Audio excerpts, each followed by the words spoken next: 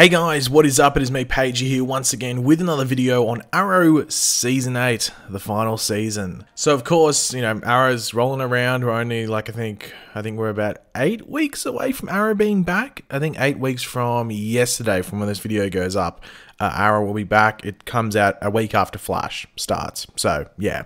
But throughout this video, we're going to be going over a couple of new things that randomly came up in regards to like, oh, here's some like surprise info or just a bit of a tease. So we'll do those first, and then we're going to be going over an interview with the showrunner for Arrow Season 8 and also last season, that of course being Beth Schwartz.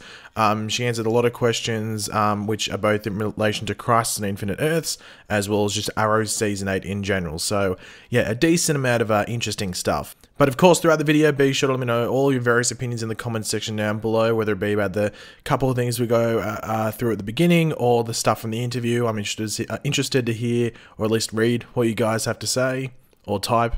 And of course, if you're going to enjoy the video, it would be awesome if you could drop a like and to show your support for the video, or just to show your support and excitement for Arrow's final season. So the first thing to talk about was a little tease, I guess you could say, for episode 1 of season 8 that Stephen Amell, who of course plays Oliver Queen, put on Twitter. So as you can see here, it was actually him watching episode 1 of season 8. Now he did a decent amount of this, I think towards the end of last season, as well as during Elseworlds. I think he posted some teasers for Elseworlds. I think he can only do this when he's at home. I think he gets the screeners. I don't know. But anyway, as you can see, it's a picture of Colin Donnell as Tommy Merlin with the beard. We saw this in the trailer. We only got like one shot of him. Let me know what you guys think of this. Do you think that maybe we might go to another Earth or something where the Oliver Queen on that Earth looks like Tommy Merlin? Because he sort of has like an Oliver Queen sort of vibe.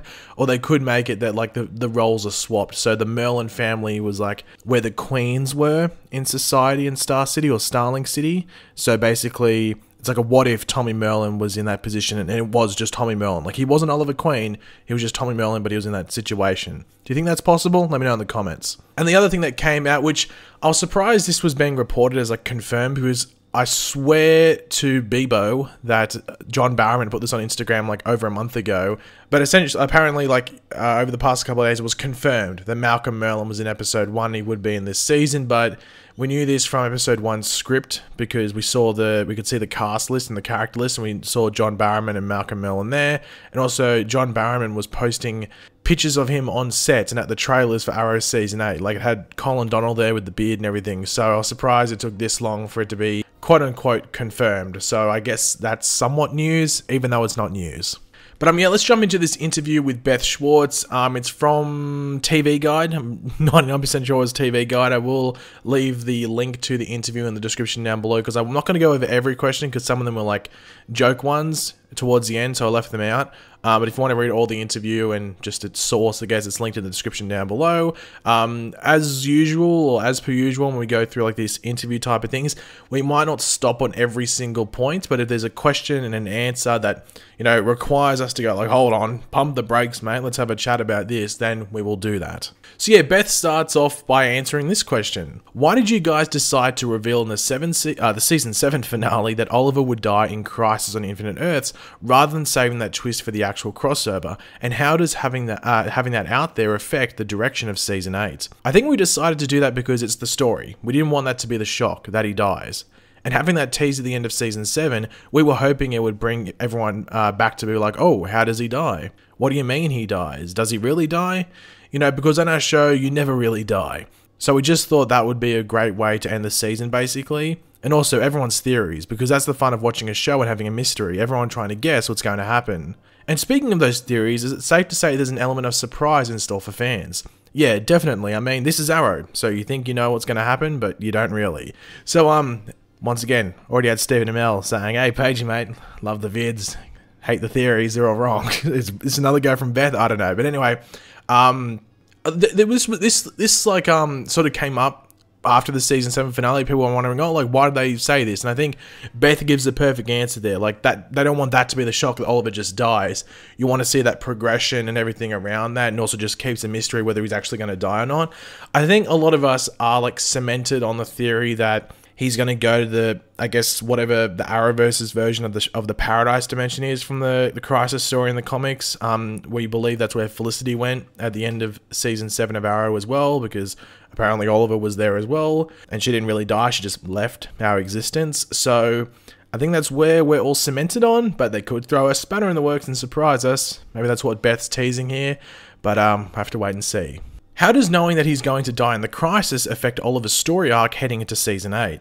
I mean, knowing, having the monitor tell him that he's going to die, but he's got to do it to save the multiverse, I mean, his theme of the season is a hero's sacrifice, and every character is going to go through that this season.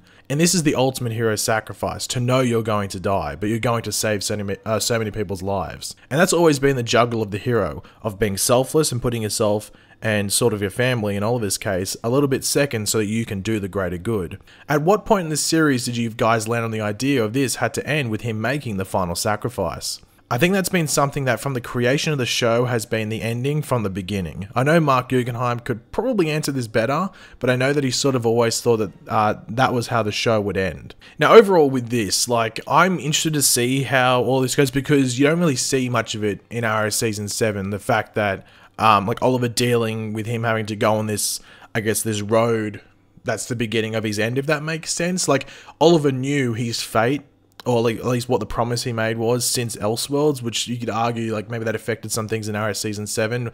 I haven't gone back to rewatch it yet. I'm going to rewatch it just before season 8 starts, so you might pick up on things when you're watching that.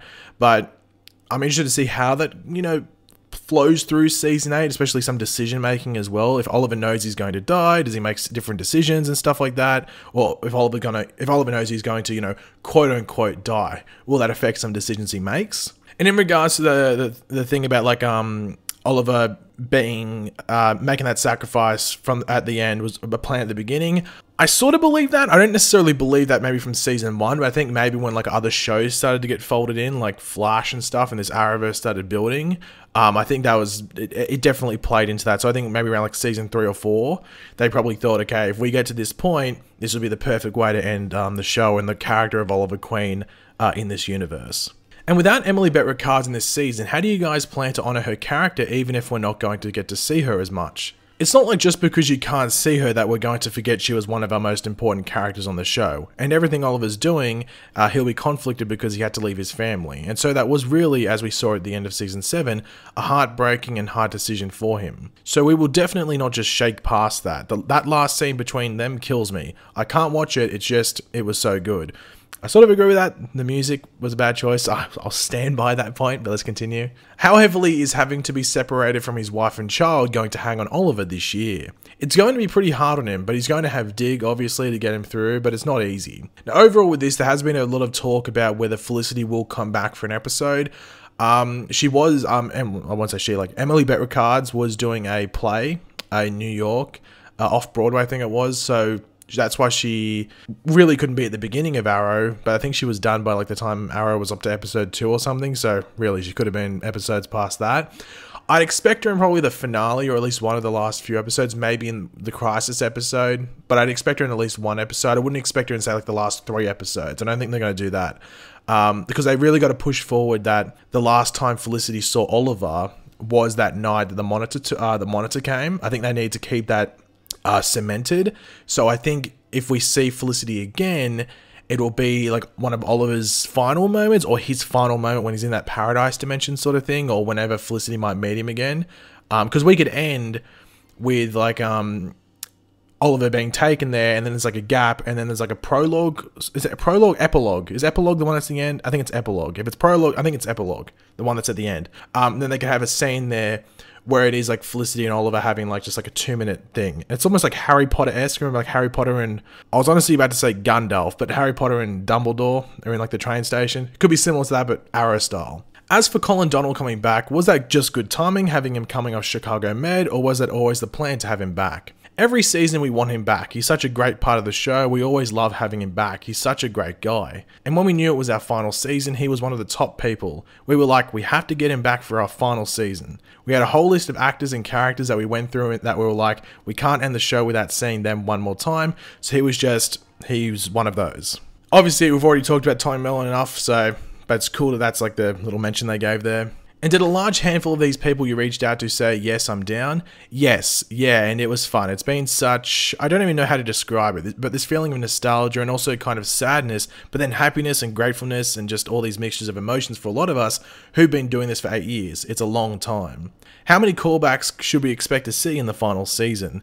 We have a lot of callbacks to season 1 early on in, well, especially in the premiere. The premiere is very much like a love letter to the pilot, and it was so much fun to write. And the actors had a lot of fun as well. There's going to be a lot of that through the season. So in regards to all these like callbacks and old characters, we know that like Thea's back, Moira's back, obviously Malcolm and Tommy are back, Adrian Chase is back, Tatsu Yamashiro, aka Katana's back for an episode. There's a lot of, I think the lady that led the Thanatos Guild, can't remember her name off the top of my head, that actress is back and that character's back for an episode, I think episode 3 or 4. So there's a lot of characters coming back, and they're only up to filming episode 4. There's 6 more episodes to go, so just imagine how many people are coming back. It's going to be crazy. You guys have said you're sort of breaking form this year. What sort of storytelling opportunities does that afford? It's been so great. I mean, when we figured out what we were going to do this season, it was both exciting and also we were like, are we really going to do this, or how are we going to do this? But since we're not going to be in Star City anymore for most of the season, a bit of a spoiler there, I guess, it opened up our world to go to all different places, which then opened our world, I can't speak today, to revisiting a lot of old characters. Because we're not just in Star City alone. Because Oliver saved Star City last season, we wanted this season to be, the stakes are bigger than ever. He saved his own city, which we've been waiting for him to do for 7 seasons, and now he has to save the multiverse. The stakes are bigger, and the world's bigger. Does that mean that there's not going to be that traditional antagonist that carries you through? Yeah, a little. It's kind of a combination, because obviously he's going to be fighting someone in each episode, but there's not just one villain. The villain really is Crisis in this season. So overall, if you want to show someone why they have to watch Arrow this season, if they watch The Flash, even if they just watch The Flash, even if they just watch goddamn Supergirl or something, and they're going to watch Crisis, those little 2 bars there, those 2 little questions and answers there with Beth are the reason they have to watch Arrow this season, because Arrow is essentially Road to Crisis. So there's going to be a lot of explanation and build up. I think there's going to be a lot of characters that we meet in Arrow this season that will carry on into Crisis, and maybe not be pivotal roles, like, oh my god, they're main characters in there, but they will play a role. And I can't wait to see it play out, and I can't wait to see how they bring in the multiverse, because obviously Arrow has brought in some like weird elements that you wouldn't have expected back in season 1, but this is like next level. Like Oliver going through the multiverse and possibly time as well. It's going to be crazy. But thanks for watching, guys. Hopefully you enjoyed the video. If you did, it'd be awesome if you could drop a like and it shows support. Let me know in the comments section down below your various opinions on what you went over in this video. Yeah, leave all of them down there. And of course, if you are new to the channel, make sure to subscribe. And yeah, I'll catch you guys later. Goodbye.